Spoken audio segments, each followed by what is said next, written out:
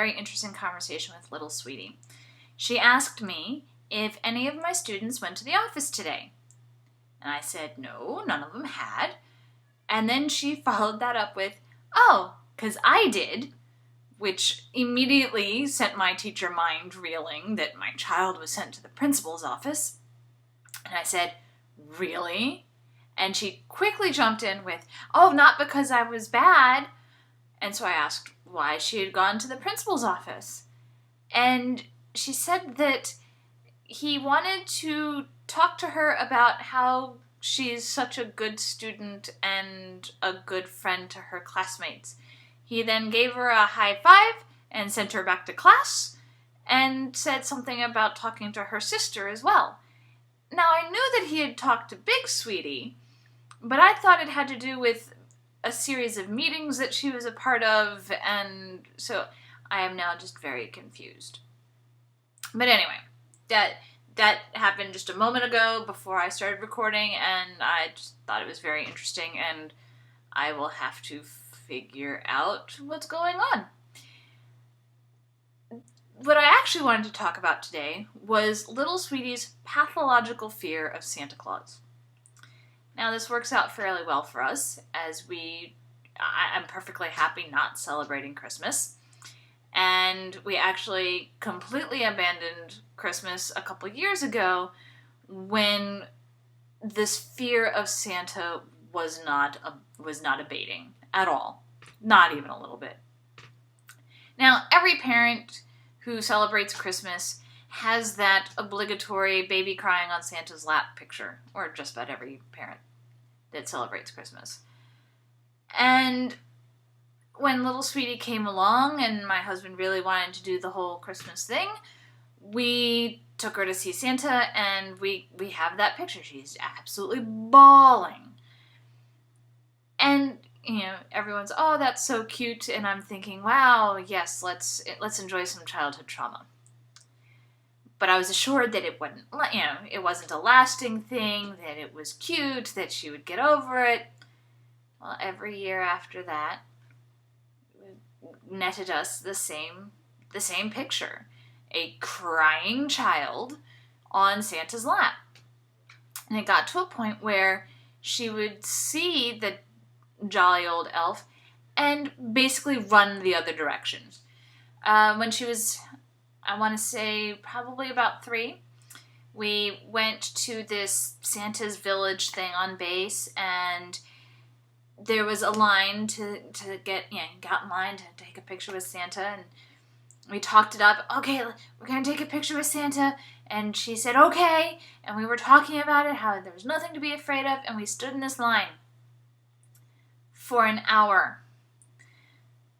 We're going slowly, we're talking about, nothing to be afraid of, and Mommy's going to be right there, and Big Sweetie's going to be right there, and it's, and we even talked about how it probably wasn't really the real Santa, it was one of his helpers, and so there's nothing to be scared of.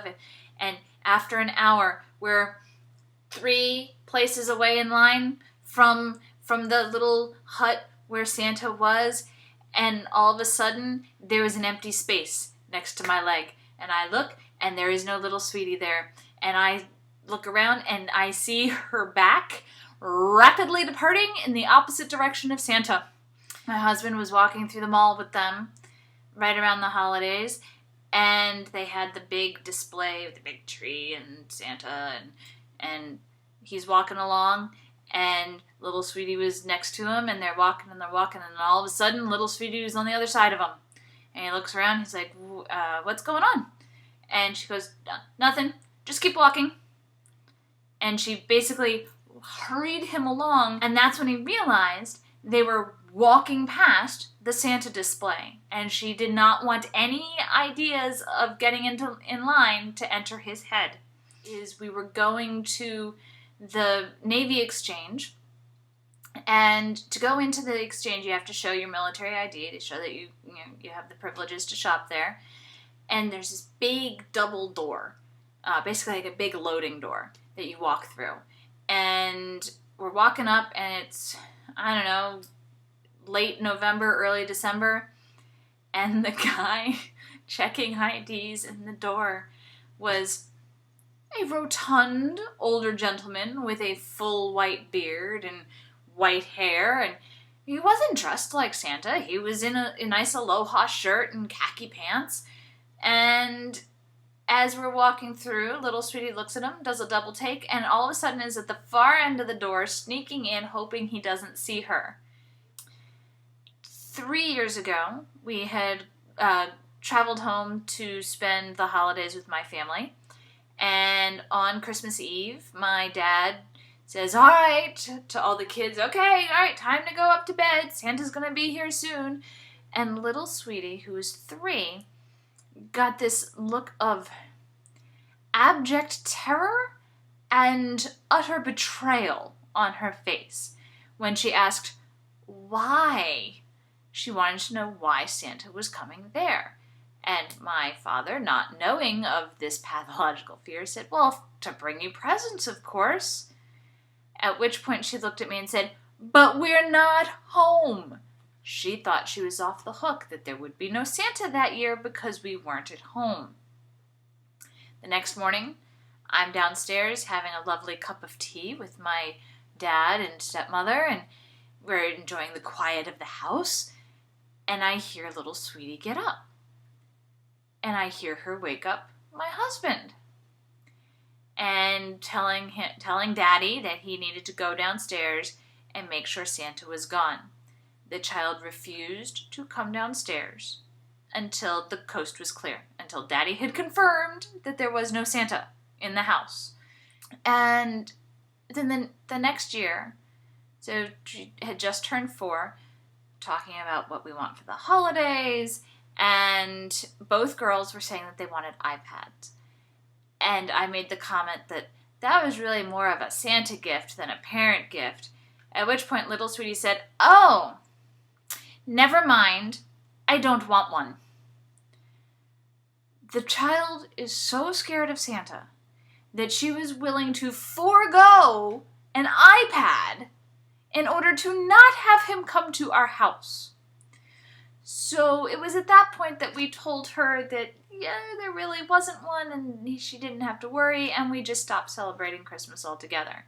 So now whenever somebody asks her what she's getting for what she wants for Christmas or asks her anything about Christmas, she informs them, we don't celebrate Christmas. I'm scared of Santa. My husband the other day posted or shared a picture of the elf on a shelf, and lots of my friends are posting these pictures, and I find it really rather silly and somewhat cumbersome to have to move it around and then come up, if it doesn't move, come up with reasons why. And he posted this picture, and I commented that, you know, that's one of the reasons we don't do it, because he would come up with crazy poses like that would just be disturbing on so many levels. And he's like, oh, is the first reason why because it's creepy as hell? And I responded, no, because little sweetie's anxiety level would be through the roof for the month before Christmas if one of Santa's spies was in the house. I'm pretty sure we would find elf residue in the garbage disposal. My house is one of the few houses where the threat to call Santa is not to tell him to not bring presents, but rather to come visit us. And that usually corrects whatever behavioral issue we're trying to address. If little sweetie's giving us a hard time, oh, I'm going to have to call Santa and tell him to come this year. And wouldn't you know it, she shapes right up because she does not want Santa coming to visit.